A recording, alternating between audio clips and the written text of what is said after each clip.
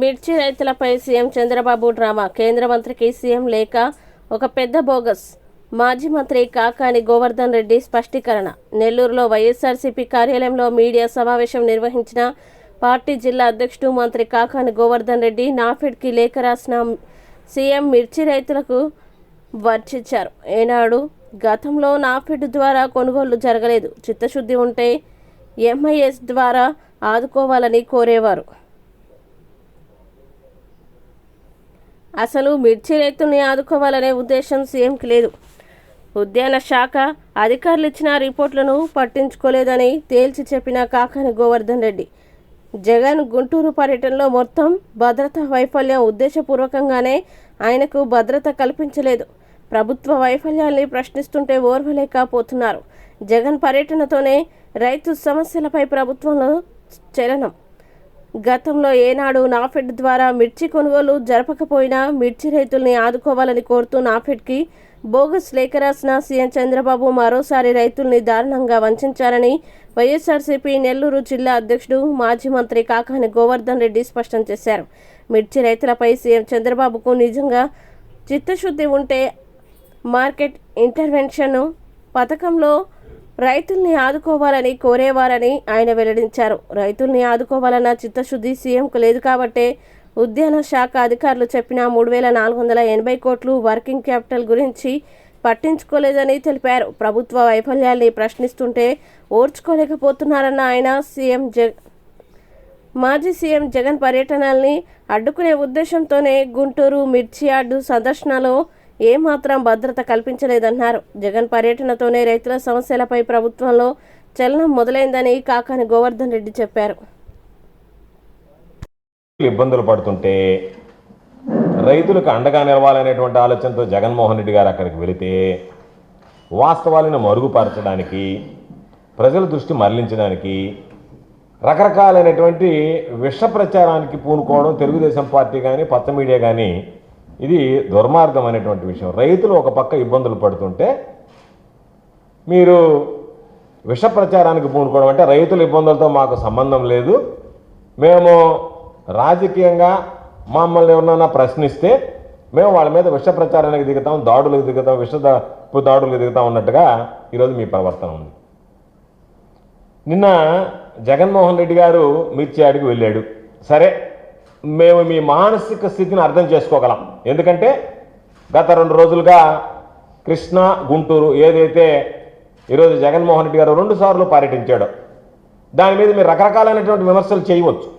ఏదేదో మాట్లాడుతున్నారు, నోటికి వచ్చినటువంటిదంతా మాట్లాడుతున్నారు.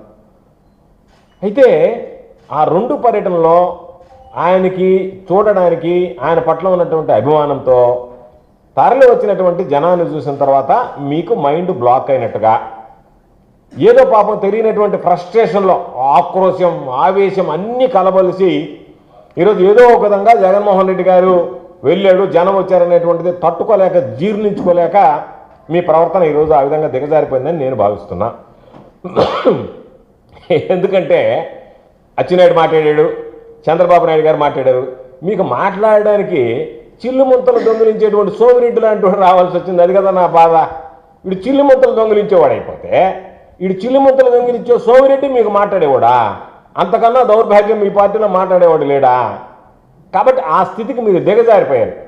అది ఈరోజు ఒకసారి చూస్తే మీరు చేస్తున్నటువంటి ప్రచారం, మీరు మాట్లాడుతున్నటువంటి మాటలు ఎంత దుర్మార్గంగా ఉన్నాయి, ఎంత అన్యాయంగా ఉన్నాయనేటువంటిది ప్రజలు చర్చించుకుంటున్నారు, రైతులు మాట్లాడుతున్నారు. అంతకన్నా మీకు ఎక్కువగా చెప్పాల్సినటువంటి అవసరం లేదు.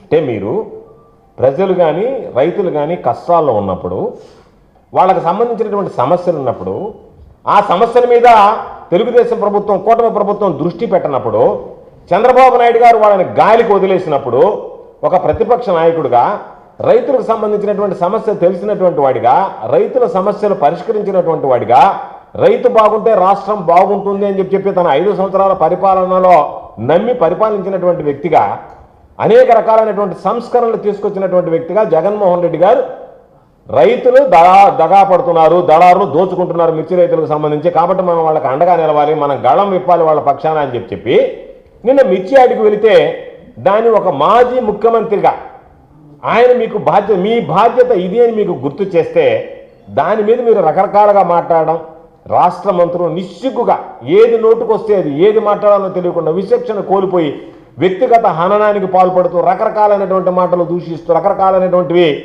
ఈరోజు మీరు ప్రేరేపిస్తూ చేయడం అనేటువంటిది ఇది అంత వాస్తవాలు వక్రీకరించి అబద్ధాలు పోగు చేసి ఏదో ఒక విధంగా మాట్లాడాలనేటువంటి ఒక దుర్మార్గం అనేటువంటిది. అందుకే నేను ఈ రాష్ట్ర ప్రభుత్వానికి, ఈ ముఖ్యమంత్రికి, మాట్లాడేటువంటి మంత్రులకి ఒకే ఒక ఛాలెంజ్ విసురుతున్నాను.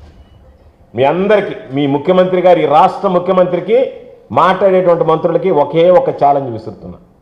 మీరు ఏసీ గదుల్లో కూర్చొని చల్లగా ఏదో మామూలుగా మాట్లాడి వెళ్ళిపోదాం, ఈ ప్రభుత్వం బాగా పనిచేస్తుంది, ప్రతిపక్ష నాయకుడి మీద బురద చల్లడం అనేటువంటిది కాదు. మీకు ధైర్యం ఉంటే మీరు పోలీసులు ఎవరిని తీసుకెళ్ళకండి. మీకుంది కదా, మీరు చెప్తున్నారు కదా మేము బ్రహ్మాండంగా పనులు చేసాం, మాకేం ఇబ్బంది లేదంటున్నారు కదా. మీరు నేరుగా మిర్చియాడికి వెళ్ళి, అయ్యా మేము ప్రభుత్వం తరఫున మిర్చియాడు సమస్యలు రైతుల దగ్గరికి వచ్చాం, సమస్యలు తెలుసుకోవడానికి వచ్చామనంటే మిమ్మల్ని మామూలుగా వదిలిపెట్టరు, దంచి కారం పెట్టి పంపిస్తారు. మీకు గుర్తుపెట్టుకోండి. మీకు నేను సవాల్ విసురుతున్నా. మీకు ధైర్యం దమ్ముంటే నేరుగా ఆర్గనైజ్డ్ రైతుల దగ్గరికి పోవద్దు. ఏదైనా అది కూడా చేయగలడు చంద్రబాబు నాయుడు గారు, నన్ను ఆర్గనైజ్ చేసుకున్న వాళ్ళ దగ్గరికి పోయి మాట్లాడడం కాదు. మీరు నేరుగా మిర్చియాడికి పండి, రైతులను ర్యాండమ్గా పోయి మాట్లాడండి. మీ సమస్యలు కానీ అడిగితే మీ పరిస్థితి ఎంత దారుణంగా ఉంటుందో ఒకసారి అర్థం చేసుకోండి. అధికారంలో లేనప్పుడు ఏ రోజు రైతుల పక్షాన్ని నిలబడి మీరు మాట్లాడలేదు, మాట్లాడేటువంటి అవకాశం కూడా వైఎస్ఆర్ కాంగ్రెస్ పార్టీ ప్రభుత్వంలో మీకు రానివ్వలేదు, మీకు కలగలేదు. ఆ విధంగా మా పరిపాలన సాగింది. ఈరోజు మీరు చేసేటువంటి తప్పులు ప్రశ్నిస్తే దానికి సంబంధించి జగన్మోహన్ రెడ్డి గారు పర్యటిస్తే జెడ్ కేటగిరీలో ఉండేటువంటి వ్యక్తి ఒక్క పోలీసును కూడా ఇవ్వరా? అదేమి అంటే ఎలక్షన్ కోడ్ ఉందని చెప్పంటే మీ ఉద్దేశం ఏంది? మీరు వెళితే సహకరించము, మీరు జనంలోకి వెళ్ళడానికి లేదు, మీరు జనంలోకి వెళితే మీకు సంబంధించినటువంటి భద్రత మేము కల్పించము, మీ భద్రత మేము గాలికి వదిలేస్తాము, కాబట్టి మేము భద్రత ఇవ్వమనేటువంటి సంకేతం మీకు ఇస్తే మీరు ఎక్కడికి కదలకుండా చంద్రబాబు నాయుడు గారు ప్రతిపక్షంలో ఇంట్లో కూర్చుని ఉండేవాడు, అటు తిరిగినా ఇటు తిరిగినా ఎన్ఎస్జీ కవర్లో ఉండేవాడు. కాబట్టి ఎక్కడికి వెళ్ళాలన్నా వెళ్ళేవాడు కాదు. ఆ రోజు అనుచితంగా ప్రవర్తించకపోయినా, ఆయనకు పోలీసు రక్షణ కల్పించినా ఎక్కడికి పోవాలన్నా భయపడేటువంటి. ఎందుకంటే ప్రజలు నన్ను ఎక్కడ ప్రశ్నిస్తారో, నేను చేసినటువంటి పొరపాటులను ఎక్కడ ప్రజలు ప్రశ్నిస్తే నేను ఎక్కడ బలహీన పడిపోతాను అనేటువంటి భయం ఉండేది చంద్రబాబు నాయుడు గారికి. అందుకని ఎక్కడికి వెళ్ళేవాడు కాదు. ఈరోజు Z+ కేటగిరీలో ఉన్నటువంటి వాడు ఏ రోజు కూడా దీని గురించి భయపడకుండా రైతుల సమస్యల నుంచి కానీ, రాష్ట్రానికి సంబంధించినటువంటి సమస్యల మీద కానీ మీ ఆలోచన విధానం ఎవరూ ప్రశ్నించకూడదన్నట్టు ఉన్నా సరే వాటన్నిటిని పక్కన పెట్టి నేను రైతుల పక్షాన నిలబడతాను, ప్రశ్నించి తీరుతాను అన్నట్టుగా నిన్న జగన్మోహన్ రెడ్డి గారు పర్యటన ఈరోజు కొనసాగడం జరిగింది. కాబట్టి ఆయన ప్రజల మనిషి.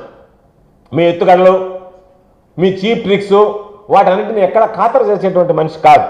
కాబట్టి మీలాంటి బెదిరింపులకి, ఎత్తుగడలకి, కుట్రలకి ఛేదించగలిగినటువంటి నేర్పు, ఓర్పు, శక్తి, యుక్తి, ధైర్యం అన్నీ ఉన్నటువంటి వ్యక్తి మా నాయకుడు జగన్మోహన్ రెడ్డి గారు. దీన్ని నేను చెప్పడం కాదు, దీన్ని ప్రత్యేకంగా చెప్పాల్సినటువంటి అవసరం కూడా లేదు. ఆయన స్పష్టంగా రాజకీయాల్లోకి వచ్చినప్పుడు చెప్పాడు, నా చివరి రక్తపు పట్టు వరకు నేను ప్రజలకు సంబంధించి, రైతులకు సంబంధించి అండగా నిలుస్తాను తప్ప ఎక్కడా కూడా పొరపాటు అనేటువంటిది చెయ్యను.